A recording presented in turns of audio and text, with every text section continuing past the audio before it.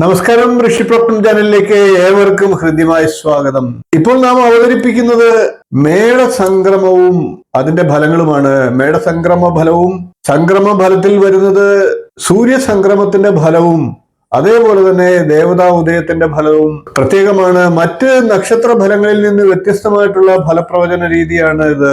ആ ഒരു കാര്യം മനസ്സിൽ വെച്ചുകൊണ്ട് ഈ വീഡിയോയെ സമീപിക്കുക. 27 നക്ഷത്രങ്ങളുടെയും പ്രത്യേകം അത്തരത്തിൽ സംക്രമ ഫലവും നക്ഷത്ര ഫലങ്ങളും പറയുന്നുണ്ട്. ഇപ്പോഴത്തെ ഗ്രഹസ്ഥിതി പ്രകാരമുള്ള നക്ഷത്ര ഫലങ്ങളും പ്രത്യേകമായിട്ട് ഈ വീഡിയോയിൽ തന്നെ പറയുന്നുണ്ട്. അതുകൊണ്ട് തന്നെ നല്ലൊരു വീഡിയോ ആണ്, നിങ്ങൾക്ക് ഏവർക്കും പ്രയോജനപ്പെടും എന്ന് വിശ്വസിക്കുന്നു. ദേവതാ ഫലവും സംക്രമ ഫലവും നക്ഷത്ര ഫലവും ഒക്കെ പരസ്പരം വ്യത്യസ്തങ്ങളായിരിക്കാം. എല്ലാത്തിലും നല്ലത് വരികയാണെങ്കിൽ അത് ആ നക്ഷത്രക്കാർക്ക് ഏറ്റവും ഗുണപ്രദവും, മധ്യമമാണ് എങ്കിൽ അതിനനുസരിച്ചും, ദോഷമാണെങ്കിൽ അതിനനുസരിച്ചുള്ള പരിഹാര കർമ്മങ്ങളും ചെയ്ത് വരുന്ന ഒരു വർഷക്കാലം മുന്നോട്ട് പോവുക. അതായത് മേടമാസത്തിലെ സംക്രമവും അതിനുശേഷം അടുത്ത മേടം വരെയുള്ള സംക്രമത്തിന് തൊട്ടു മുമ്പുള്ള ദിവസം വരെയുള്ള ഒരു വർഷക്കാലത്തെ ഫലമാണ് പറയുന്നത്. നമുക്ക് വീഡിയോയിലേക്ക് കടക്കാം. കൊല്ലവർഷം 1201 ആണ്ട് മേടമാസം 1 തീയതി വിഷു മുതൽ കൊല്ലവർഷം 1202 ആണ്ട് മീനമാസം അവസാനം വരെയുള്ള ഒരു വർഷത്തെ വിഷു സംക്രമ ഫലവും ദേവതാ ഫലവും നക്ഷത്ര ഫലവുമാണ് ഈ വീഡിയോയിലൂടെ പ്രതിപാദിക്കുന്നത്. അതായത് 2026 വിഷു മുതൽ അടുത്ത വിഷുവിന് തൊട്ടു മുമ്പുള്ള ദിവസം വരെയുള്ള ഒരു വർഷക്കാലത്തെ സമ്പൂർണ്ണ ഫലം. ഇപ്പോൾ നമുക്ക് മൂല നക്ഷത്രക്കാരുടെ ഒരു വർഷക്കാലത്തെ വിഷു സംക്രമ ഫലത്തെ പരിശോധിക്കാം. ഇനി നമുക്ക് മൂല നക്ഷത്രക്കാരുടെ വിഷു ഫലത്തെ നോക്കാം. മൂല നക്ഷത്രക്കാർക്ക് അന്ത്യഷട്കമാണ്.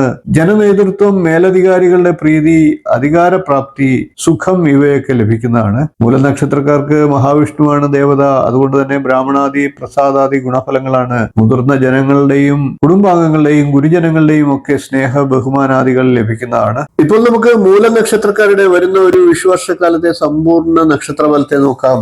മൂലം നക്ഷത്രത്തിൽ ജനിക്കുന്നവർ വലിയ ധനവും ബഹുമാന്യ സ്ഥാനവും ഉള്ളവരും എവിടെയും ഒരു നേതൃത്വ സ്വഭാവമുള്ളവരുമാണ്. സ്ഥിരമായ സൗഖ്യവും ഐശ്വര്യവും ഉള്ളവരും സ്വാതന്ത്ര്യശീലരും.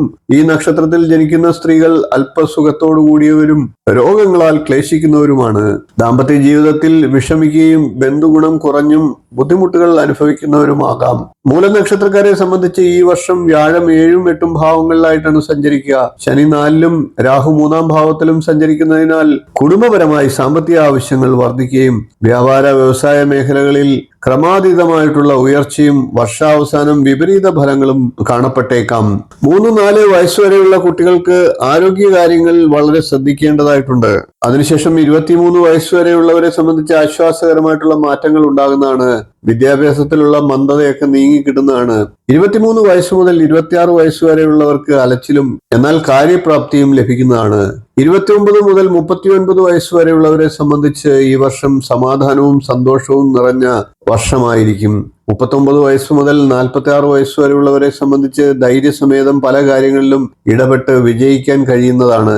46 വയസ്സ് മുതൽ 64 വയസ്സ് വരെയുള്ളവരെ സംബന്ധിച്ച് ഈ വർഷം ക്രമാനുഗതമായിട്ടുള്ള പുരോഗതി പ്രതീക്ഷിക്കാവുന്നതാണ്. 64-ന് മുകളിലുള്ളവരെ സംബന്ധിച്ച് കുടുംബ സൗഖ്യവും സുഖവും കുടുംബത്തിൽ വന്നു ചേരുന്നതാണ്. മൂലനക്ഷത്രക്കാർക്ക് വ്യാഴം 7ലും 8ലും ആയിട്ടാണ് സഞ്ചരിക്കുക എന്ന് പറഞ്ഞു. ശനി 4ലും രാഹു 3ലും സ്ഥിതി ചെയ്യാൽ ഈ വർഷം പലതരം നേട്ടങ്ങൾ വന്നെത്തുന്നതാണ്. പ്രവർത്തന മേഖല വിപുലീകരിക്കാൻ സാധിക്കുന്നതാണ്. പൊതുരംഗത്ത് സക്രിയമാകാനും ആദരം നേടാനും അവസരം ലഭിക്കുന്നതാണ്. തൊഴിൽ തേടുന്നവർക്ക് നാട്ടിലും വിദേശത്തും അവസരങ്ങൾ സംജാതമാകുന്നതാണ്. ഭൂമിയിൽ നിന്നും കൃഷി, വാടക ഇത്യാദി കാര്യങ്ങളിലൂടെയൊക്കെ ആദായങ്ങൾ ഉണ്ടാകുന്നതാണ്. കൂട്ടു ബിസിനസ്സുകളിൽ വിജയിക്കാൻ സാധിക്കുന്നതാണ്. ഉപജാതം, ദുഷ്പ്രേരണകൾ എന്നിവ തുഷ്ടീകരിച്ചുകൊണ്ട് മുന്നേറേണ്ടതായിട്ടുണ്ട്. പുതിയ വീട് വെക്കാൻ തടസ്സങ്ങൾ ഉണ്ടായേക്കാം. 4ലെ കണ്ടകശനി കാലതാമസം സൃഷ്ടിക്കുന്നതാണ്. പഴയ വാഹനങ്ങളൊക്കെ വാങ്ങാനുള്ള സാഹചര്യങ്ങളും വന്നു ചേരാം. പ്രണയാനുഭവം ജീവിതത്തെ മാറ്റിമറിച്ചേക്കാം. അവിവാഹിതരായിട്ടുള്ളവർക്ക് വിവാഹ ജീവിതത്തിൽ പ്രവേശിക്കാൻ 7ാം ഭാവത്തിലെ വ്യാഴം വഴിയൊരുക്കിയേക്കാം. 3ാം ഭാവത്തിലെ രാഹു കടബാധ്യതകൾ പരിഹരിക്കാനുള്ള സാഹചര്യങ്ങളും രൂപപ്പെടുത്തുന്നതാണ്.